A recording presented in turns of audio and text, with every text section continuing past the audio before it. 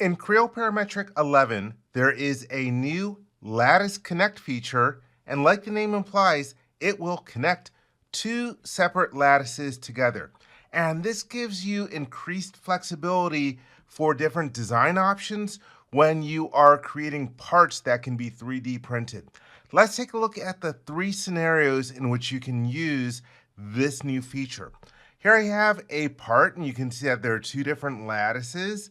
And hopefully you can tell that these two lattices have different cell sizes. And if I take a look and rotate in, you can see that they have different shapes. They're clearly different meshes. And if I move in real close, you can see that the beams from one lattice are not connected to the beams of the other lattice. So let me zoom out a little bit. Let's take a look at how we can connect them. If you go to the Engineering Overflow menu, here we have the new Lattice Connect command. I will click on it, and the dashboard opens up, and we're prompted to select any two or more lattices. And they cannot have full geometry. They have to have simplified geometry in order to connect them. So let me start out by selecting this lattice. And I will hold down the Control key and select the second lattice. And there you can see a preview of one of the lattices in the pinkish color and the other one in the green color. Let me change to a right view, which will help in this model so you can see the interface for those two lattices. And then if you go to the Cell Fill tab, here we have the different options that we can use. And by default, inherit parameters from the two lattices or two or more lattices is checked. And we are creating outer beams only, but there are other options for angular beams, outer truss beams. And if you turn on outer truss beams, you can choose to create inner truss beams as well.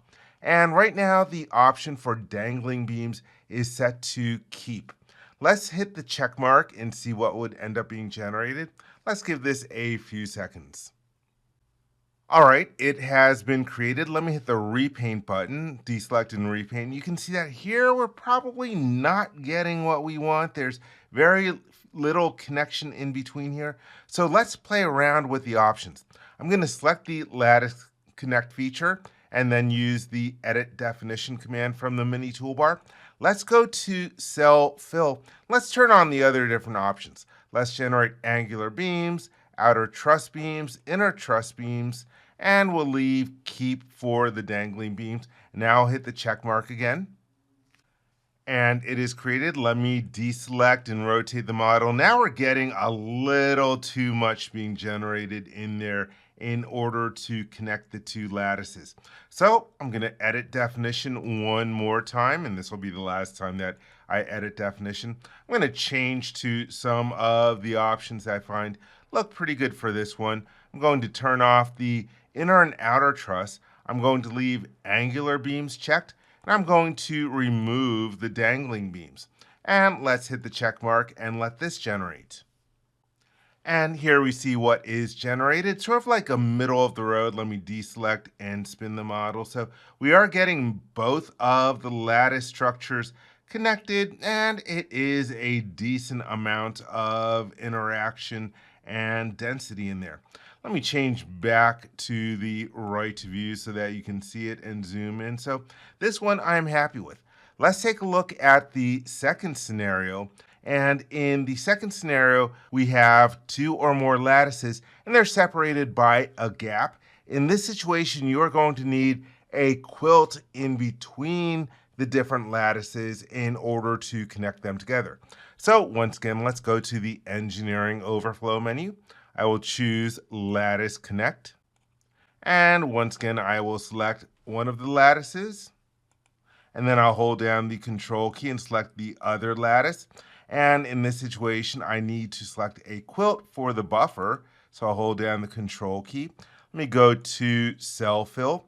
And this time I'm going to turn on angular beams like I did before. I'm going to change dangling beams to remove. Let's take a look at a few of the other different tabs. From the Density tab, you can change what you are basing the variability on. Here we have body options if you want to create this as a new body. But I'm fine with everything being together. So let's hit the check mark and let this generate.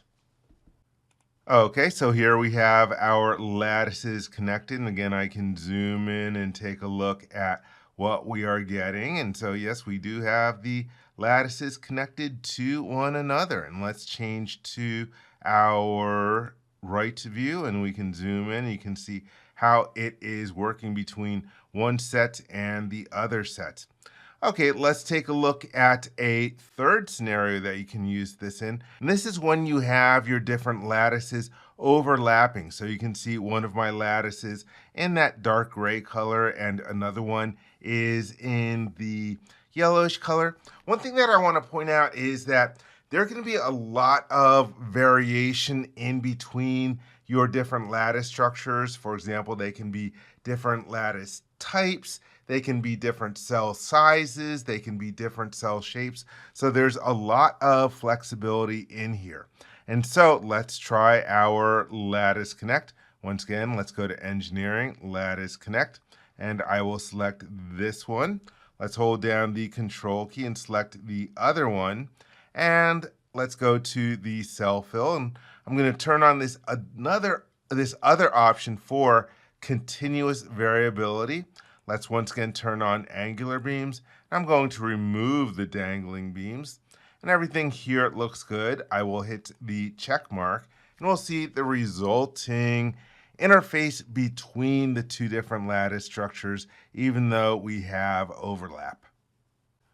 All right, so there we have the connection between the two. Let me once again go to my right view and then zoom in so you can see how these are connected.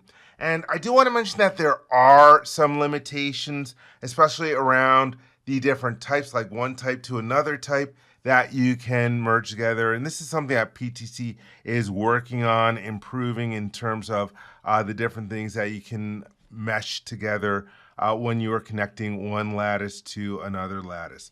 So anyhow, there you have it. That is the new Lattice Connect feature in Creo Parametric 11.